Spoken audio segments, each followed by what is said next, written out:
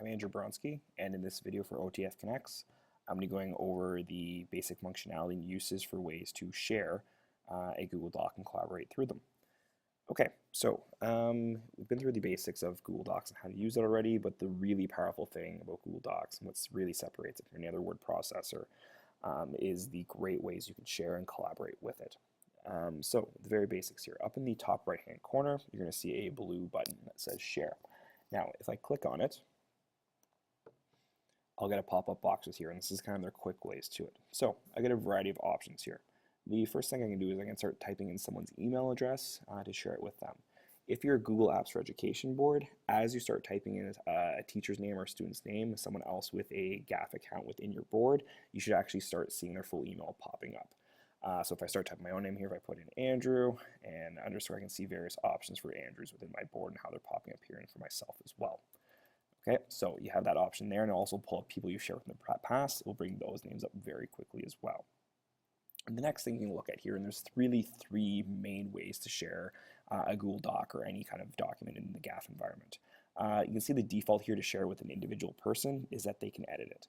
What that means, this is kind of like the big mentality shift for a lot of people, is that if I have one document that I've created and I share it with someone else and give them the ability to edit it, that means we can both work on that document live at the same time, and we can both make any changes to it. And that's trackable, and it's something we'll talk about a little bit later in this video.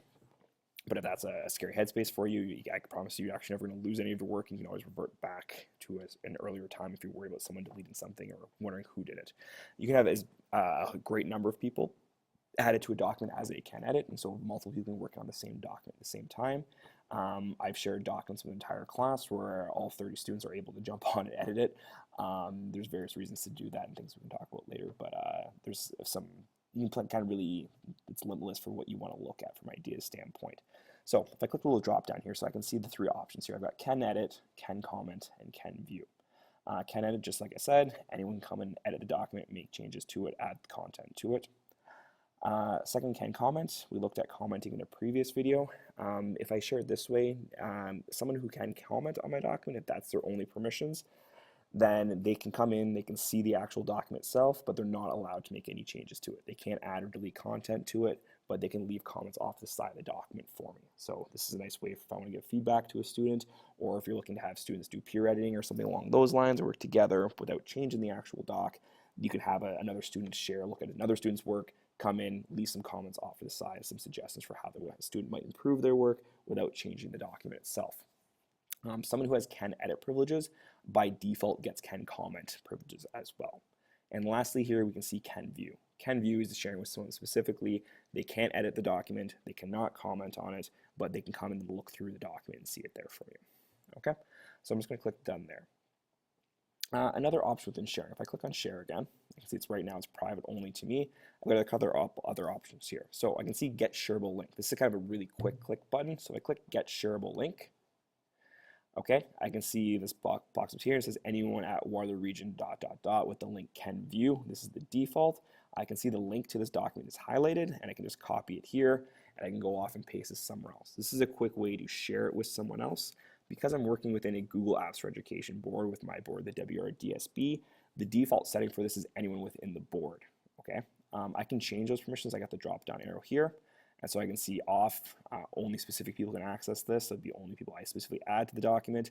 I can go anyone in my board can edit, anyone in my board can comment, or anyone in my board can view. I can also click on more here, and I can get to this box here. So other ways to share this document. I can publish it to the web, so basically anyone who has a link, it's searchable, they don't have to sign into Google Docs, they can just access this document, okay?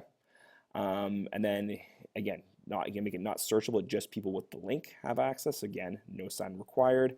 And I've got a couple options within my specific school board.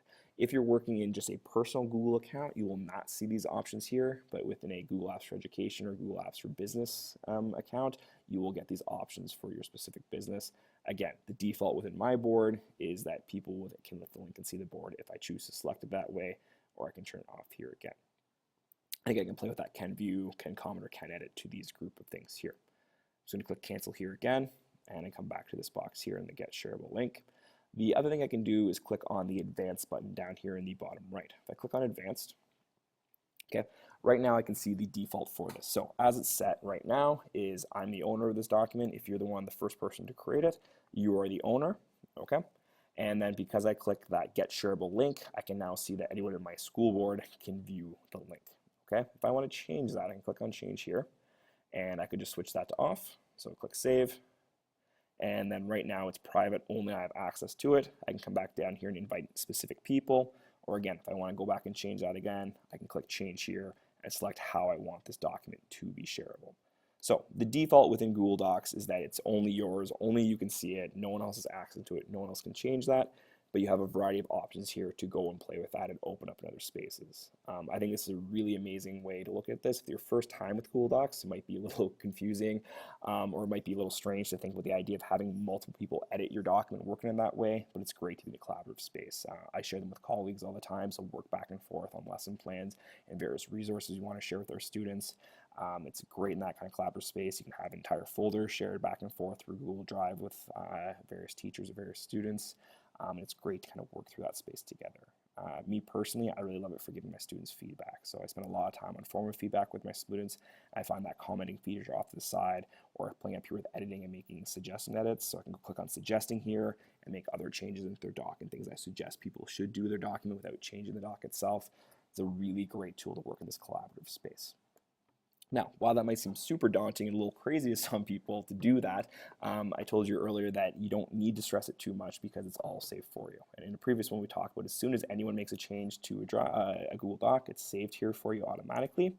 The nice thing about that is you can look at the entire revision history of your document right within Google Docs. So the last thing I'm going to talk about here is come up here, if I click on File, and then I slide down to where it says See Revision History. Now if I select this, okay, it's going to slip me to a little different screen view here, and I can see the revision history off to the side. Okay, I can see this is highlighted in green here. So, and I can see that was at today at 3:13 p.m. If I click on this today at 3:03, it jumps back to an earlier version of my document where there's nothing on here. Now, I haven't shared this with anyone else and I haven't had anyone else editing it, but say I'd share this with 4 other people, I could look at different times when they were on the document and what changes they made. And so if I click ahead here, and you can see this little green box beside my name, and so it automatically changes, this shows in this view, this text is in green, it highlights in green for me, so I can see that myself, Andrew Bronski, here at 3:13 came on today and added this text in green. If I had a very long document here, so like for example, say an essay for an English class, and I had a few students working on it, collaborating together, sharing comments, I can see who did what at what times. You can track how often students are working on a doc, or you can track if you're sharing with another teacher and they made some edits to the document, you can see what they did. If you're not happy with their changes, I can go down here and say click it today 3:03 when there's nothing on this doc, and I can click on restore this version. And what that means that this document will revert back in time to where it was at that point. So again, if someone deletes something and I want it back in the document, I can just restore it back to an earlier version. Okay. By default, it's going to be a snapshot of the edits, but if it's a long document over time with many changes, you're looking for something very specific, you can scroll down here to where it says show more detailed revisions and get a longer list of who did what and when and what the document looked like at certain times.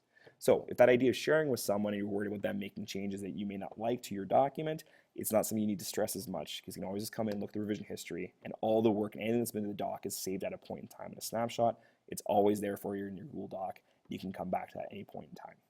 All right, that's everything I had to talk about for sharing today with Google Docs. Thank you for listening.